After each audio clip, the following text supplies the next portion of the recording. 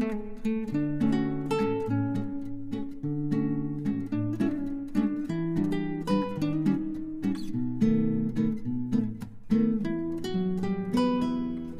Morning everyone, আমি সৌমি আর আমার চ্যানেলের আরও একটি নতুন ব্লগে আপনাদের সবাইকে স্বাগত। আজকে রবিবার আর এখন ঘড়িতে 5:30 বাজে। আকাশটাকে না দেখেই মনটা ভালো হয়ে গেল।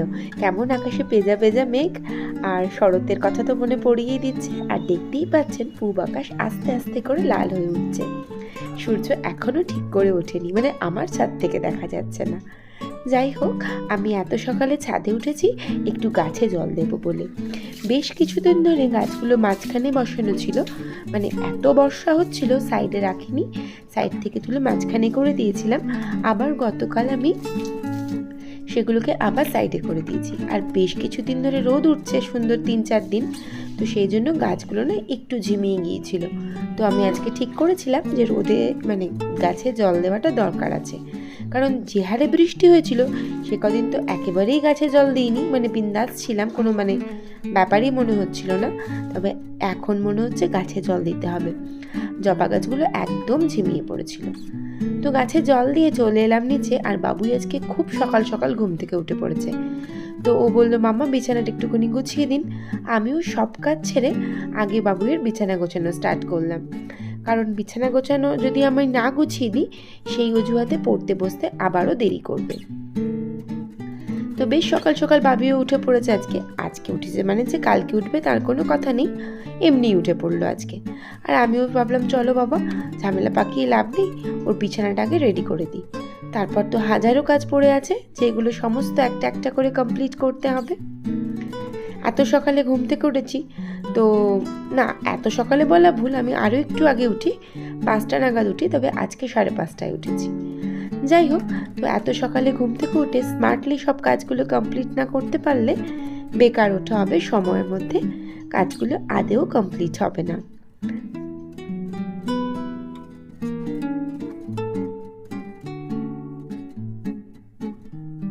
তো সেই জন্য কাজগুলো একদম টপ করে শুরু করে দিলাম।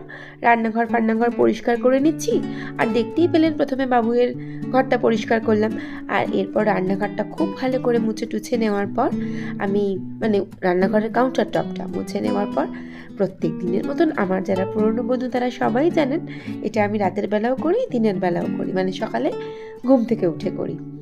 তো এই কাজটা করে নিয়ে আমি সোজা চলে এলাম ঘরদোরগুলো ঝাড় দিতে। আর ঘরদোর ঝাড় দিয়ে নেওয়ার পর ঘরদোর মুছে টুছে সোজা চলে যাব ঠাকুর ঘরে।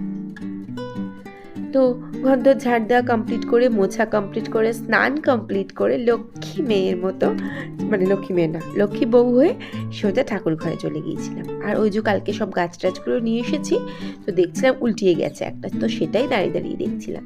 তো ওপরে পুজো টুজো দিয়ে এসে নিচে একটু ধূপ দিয়ে দিচ্ছিলাম। আর বাবুইয়ের কাজ বাবুই করেই চলেছে। অ্যাকচুয়ালি আমি ওকে বলে গিয়েছিলাম যে মাম্মা আমি যখন শঙ্খ বাজাবো তুই একটু চা বসাস, তো সেই জন্য ও চা বসালো। আর ওর তো জানে দুষ্টুমি লেগেই থাকে, তো আমাকে বললো মাম্মা ডাইনিং টেবিলে খাবো না, চলুন আজকে একটু ঘরে বসে চা খাই। আমি তো সচরাচর ডাইনিং টেবিলেই খাওয়া দাওয়া করি, মানে আমরা, তো ওর আজকে ইচ্ছে হলো খাটে বসে চা খাবে। এগুলো আমার অ্যালাউ করতে খুব একটা ভালো লাগে না, তবুও বললো আজকের দিনটা, তো ভাবলাম চলো খাটে বসেই চা খাওয়া যাক। তো উনি চা করছিলেন, আর ওই যে বললাম পড়তে উঠে গিয়েছিল চা করার জন্য, তো সেই জন্য আমি বইটা খুলেই চলে যায়, এটা খুব ব্যাড হ্যাবিট ওর। তো সেই বইটা একটু বন্ধ করলাম। আর এখনও 2টো পরীক্ষা বাকি আছে, বায়োলজি সামনে, না তার আগে ল্যাঙ্গুয়েজ পরীক্ষা আছে।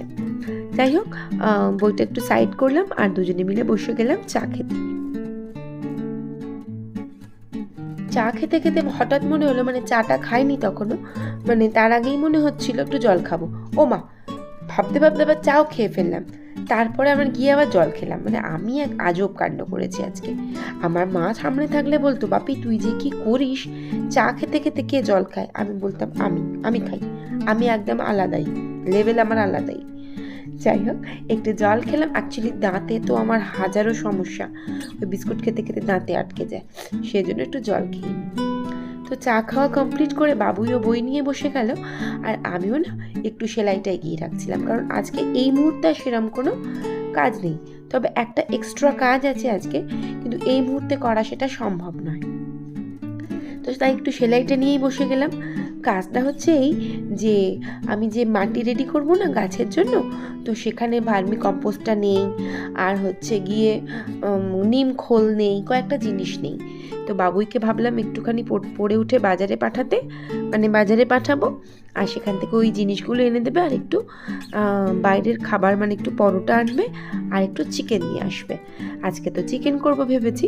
তো এই 3টে কাজ নিয়ে উনি যাবেন বাজার। তো যাই হোক, উনি বাজার করে চলেও এসেছিলেন, খাবার দাবার নিয়েও এসেছিলেন। তো খাওয়া দাওয়া কমপ্লিট করে নিলাম। তো আজকে আমার ছেলের শখ হয়েছে মাম্মাকে হেভি হেল্প করবে। তো সকালে চা খাইয়েছে, আর এখন ও মাংস ধুচ্ছিল। আমাকে বললো, মাম্মা আমি মাংসটা ধুয়ে দিই। ওই যে বললাম, আজকে সকাল সকাল ঘুম থেকে উঠে স্মার্টলি কাজ তো করিয়েছি, যাতে সব কাজ সময়ের মধ্যে আমি শেষ করতে পারি। আর এদিকে ছিল বাবুয়ের অনেকটা হেল্প। তো ছেলের হেল্প নিয়ে আজকে সব কাজগুলো একদম পারফেক্টলি করে ফেলেছি। তো বাবুই যখন মাংসটা ধুয়ে দিচ্ছিল, আমি ভাবলাম তমাল তো বিছানা গুছিয়ে যায়নি একদম, তো আমি আজকে বিছানাটা গুছিয়ে নিই, কারণ মানে আমারই হেল্প হয়ে গেল, যেহেতু ওই কাজটা একটু করে দিল, তাই জন্য আমার এখানের কাজটা একটু কম, মানে সময়টা একটু এগিয়ে এলো কাজ করার। তো এরপরে আমি বিছানাটা গুছিয়ে নিলাম, আর সকালবেলা সেই যে ঠাকুরঘর থেকে নামার সময় জামা কাপড়গুলো নামিয়ে এনেছিলাম, সেইগুলো পড়েছিল। পরপর কাজগুলো যদি করতে পারি, তাহলে তো একদম পারফেক্টলি সমস্ত কাজকর্মগুলো হয়ে যায়। আর সেই জন্য বিছানাটা গুছিয়ে নেওয়ার পর আমি জামা কাপড়গুলো সব গুছিয়ে ফেললাম। আর এরপরে আমি যেখানে রাখার জিনিস সেখানে রেখে দিলাম।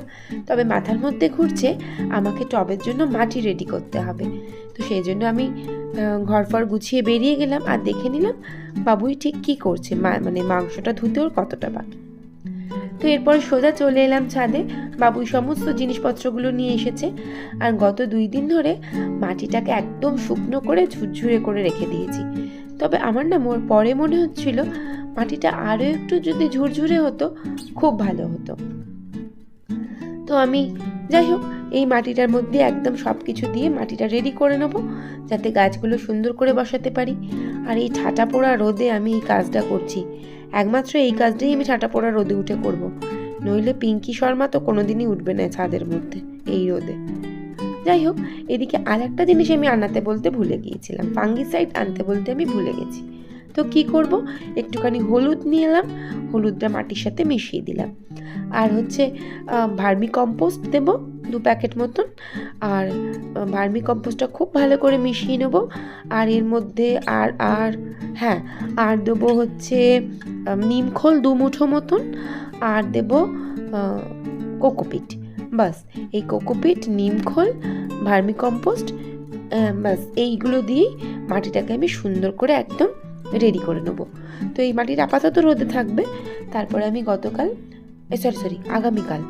আগামীকাল আমি গাছগুলো সব বসিয়ে দেবো, অথবা আজকে বিকেলেও বসাতে পারি, ডিপেন্ড করছে, আরও তো গাছ থাকে সেই জন্য। যাই হোক, মাটিটা খুব সুন্দর করে রেডি করে নিয়ে এরপরে আমি সোজা চলে যাব রান্নার কাজে। এখন শুধু বাকি আছে রান্না, আর এত করে নিশ্চয়ই আশা করব বাবুয়ের সমস্ত কাজ, মানে মাংস ধুয়ে দেবার কাজ কমপ্লিট হয়ে গিয়েছিল। এরপর আমি নিচে চলে এসেছিলাম, আর যেহেতু মাটির কাজ করছিলাম, মানে মাটি ঘাটাঘাটি করছিলাম, সেই জন্য না জামাটা চেঞ্জ করে নিয়েছিলাম। আর এদিকে ভাতটা বসিয়ে দিয়েছিলাম নেমে, মানে চেঞ্জ করার পর, তো ভাতটা একটুখানি ফ্যানটা উতলিয়ে গিয়েছিল, আর যদি এটা আমার রোজের ব্যাপার। যাই হোক, তো এদিকে আমি মাংসটা বসিয়ে দেওয়ার জন্য কড়াইয়ে তেল দিয়ে দিলাম, পেঁয়াজটা খুব ভালো করে একটু ভেজে নেব, তারপরে এর মধ্যে তুলে দেবো মাংস। তবে মাংসটা না আজকে একটু অন্যরকম করে করেছিলাম, আজকে গুঁড়ো মশলা দিয়ে করিনি, আজকে ধনে, জিরে, শুকনো লঙ্কা, গোটা গরম মশলা সব কিছু গরম জলে একটু ভিজিয়ে রেখেছিলাম, দিয়ে ভালো করে সেটা পেস্ট বানিয়ে নিয়েছিলাম। আজকে ভেবেইছিলাম ওইরকম করে মাংসটা রেডি করব।